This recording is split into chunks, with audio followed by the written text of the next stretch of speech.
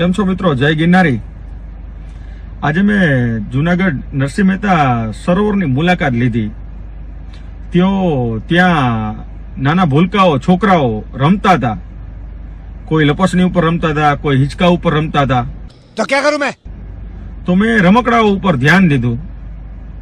તો તમને ખબર હોય તો થોડા ટાઈમ પહેલા અહેવાલ આવ્યો હતો કે ત્યાં ભૂલકાઓ માટે રમકડા નાખવામાં આવ્યા છે અને તેમની કિંમત 12.5 લાખ રૂપિયા છે।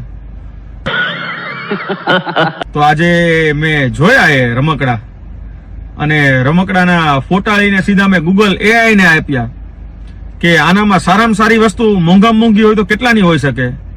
તો મેં જે ફોટો આપ્યો ને એ એક એક વસ્તુ છે ને 14,000-12,000 રૂપિયાની હતી અને ગૂગલ AI મને લેટેસ્ટમાં લેટેસ્ટ કોટેશન આપ્યું ને એ એક એક આઈટમ 28,000 રૂપિયાની હતી।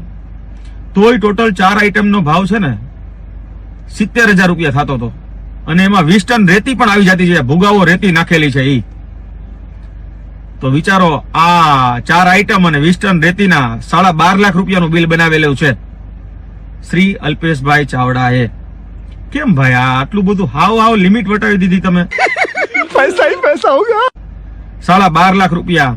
થોડાક દિવસો પહેલા આવી વાત આવે કે આ કૌભાંડ છે, આજે નાનું રમકડાનું આવે છે। अजीब जानवर है, कितना भी खाए भूखा ही रहता है। ટોટલ 4 જ નંગ રમકડા। તમને એમ ન થવું જોઈએ કે ખોટો વિડીયો બનાવીને તમને રમાડે છે, ગેરમાર્ગે દોરે છે મારી જનતાને। ક્યારેય નહીં થાય।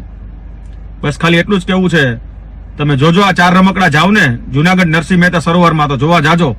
એની ટોટલ કિંમત 60,000 નથી થતી અને એનું 12.5 લાખનું બિલ બનાવેલું છે। ધન્ય છે આ નરસિંહ દાદાની નગરીને, ધન્ય છે। જય શ્રી અલ્પેશભાઈ ચાવડા, જય શ્રી। તમને કેવું પડે આવી કારીગરી તમારી પાસે શીખવા માટે? ખરેખર હું તો મારા છોકરાઓ ટ્યુશન રાખી લીધેલું છે, બાકી હું તમારી પાસે ટ્યુશન કરાવત।